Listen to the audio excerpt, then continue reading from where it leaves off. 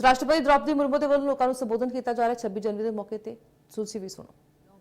फिर से जीवंत बनाया। न्याय, स्वतंत्रता, समता और बंधुता केवल सैद्धांतिक अवधारणाएं नहीं है, जिनका परिचय हमें आधुनिक युग में प्राप्त हुआ है।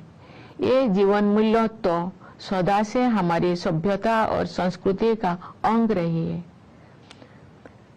नव स्वाधीन भारत के संविधान और गणराज्य के भविष्य को लेकर जो आलोचक संदेह व्यक्त करते थे, उन लोगों को इन्हीं जीवन मूल्यों के बल पर पूरी तरह से गलत सिद्ध किया जा सका। भारत के गणतांत्रिक मूल्यों का प्रतिबिंब हमारी संविधान सभा की संरचना में भी दिखाई देता है।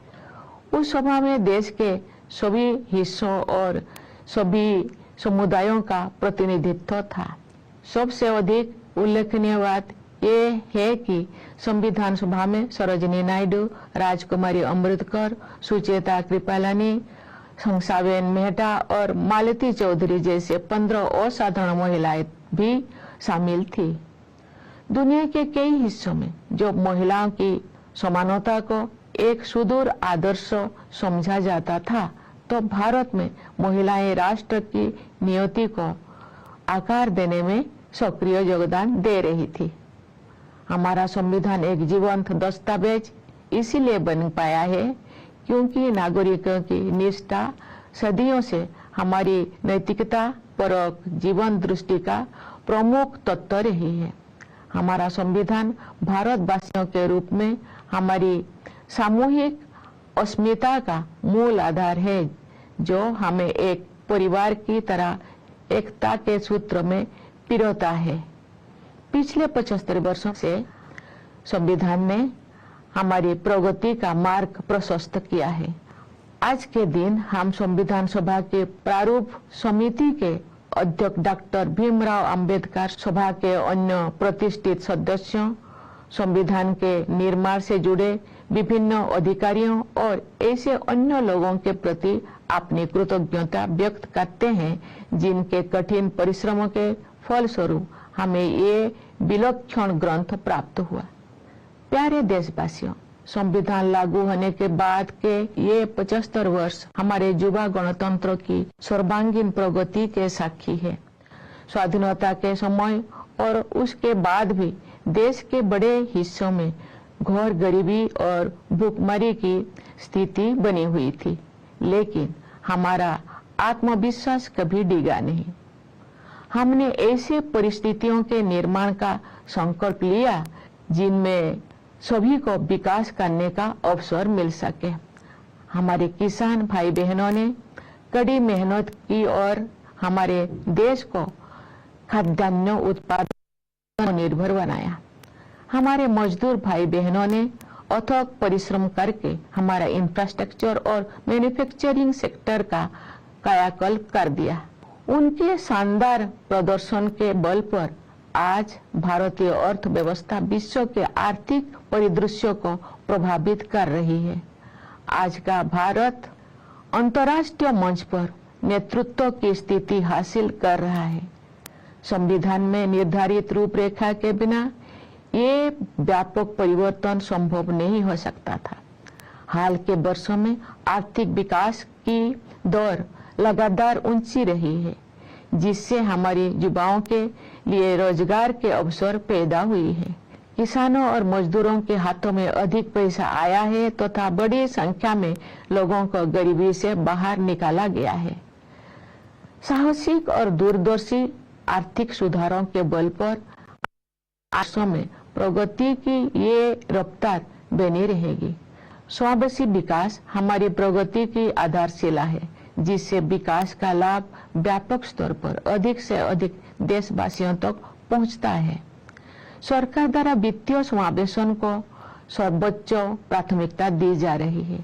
इसलिए प्रधानमंत्री जन धन योजना, प्रधानमंत्री जीवन ज्योति बीमा योजना, प्रधानमंत्री सुरक्षा बीमा योजना, मुद्रा योजना, स्टैंड अप इंडिया और अटल पेंशन योजना जैसी वित्तीय समर्थन विस्तार किया गया है, ताकि अधिक से अधिक लोगों तक विभिन्न प्रकार की वित्तीय सहायता पहुंचाए जा सके।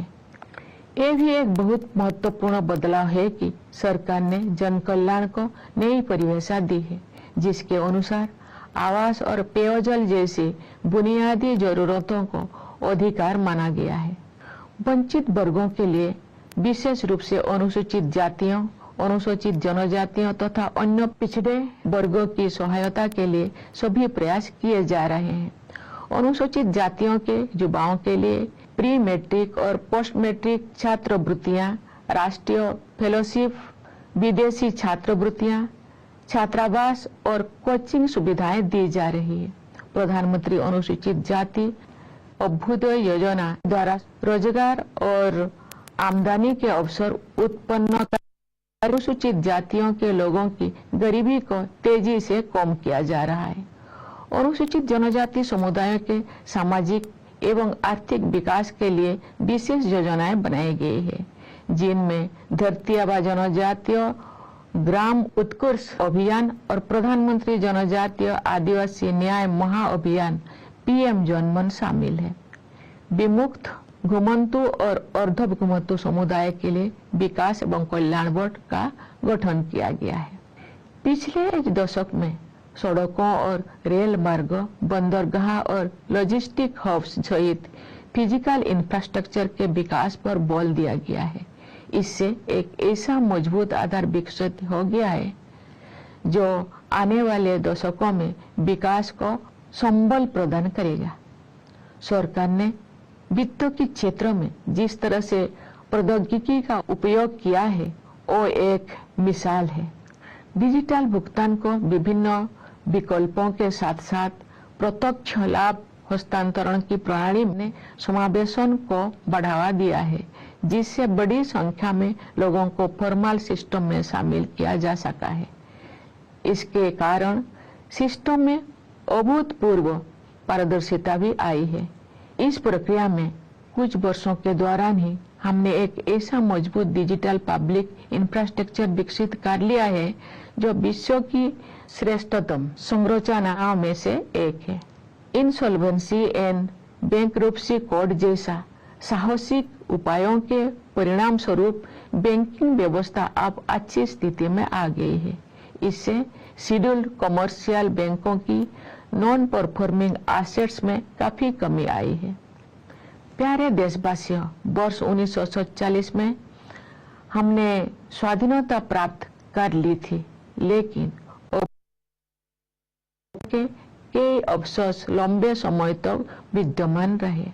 हाल के दौर में उस मानसिकता को बदलने के ठोस प्रयास हमें दिखाई दे रही है। ऐसे प्रयासों में Indian penal code, criminal procedure code और इंडियन एविडेंस एक्ट के स्थान पर भारतीय न्याय संहिता, भारतीय नागरिक सुरक्षा संहिता और भारतीय साक्ष्य अधिनियम को लागू करने का निर्णय सर्वाधिक उल्लेखनीय है। न्याय शास्त्र की भारतीय परंपराओं पर आधारित इन नई अधिनियमों द्वारा दंड के स्थान पर न्याय प्रदान करने की भावना को आपराधिक न्याय प्रणाली के केंद्र में रखा गया है। इसके अलावा इन नए कानूनों में महिलाओं और बच्चों के विरुद्ध अपराधों पर काबू पाने को सर्वोच्च प्राथमिकता दी गई है। इतने बड़े पैमाने पर सुधार के लिए साहसपूर्ण दूरदर्शिता की आवश्यकता होती है। देश में चुनाव को एक साथ संपन्न कराने के लिए संसद में पेश किया गया विधेयक एक और ऐसा प्रयास है जिसके द्वारा सुशासन को नए आयाम दिया जा सकते हैं। एक राष्ट्र एक चुनाव की व्यवस्था से शासन में निरंतरता को बढ़ावा मिल सकता है। नीति निर्धारण से जुड़े निष्क्रियता समाप्त की जा सकती है। संसाधनों की अन्यत्र खर्च हो जाने की संभावना कम हो सकती है तथा वित्तीय बोझ को कम किया जा सकता है। इनके अलावा जन हित में अनेक अन्य लाभ भी हो सकते हैं। हमारे सांस्कृतिक विरासत के साथ हमारे जुड़ाव और अधिक गहरा हुआ है। इस समय आयोजित हो रहे प्रयागराज महाकुंभ को उस समृद्ध विरासत की प्रभावी अभिव्यक्ति के रूप में देखा जा सकता है। हमारी परंपराओं और रीति रिवाजों को संरक्षित करने तथा उनमें नई ऊर्जा का संचार करने के लिए संस्कृति के क्षेत्र में अनेक उत्साहजनक प्रयास किए जा रहे हैं। भारत भूमि महान भाषाई विविधता से समृद्ध है।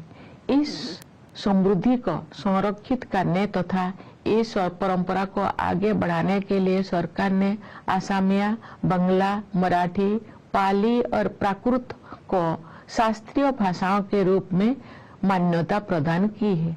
तमिल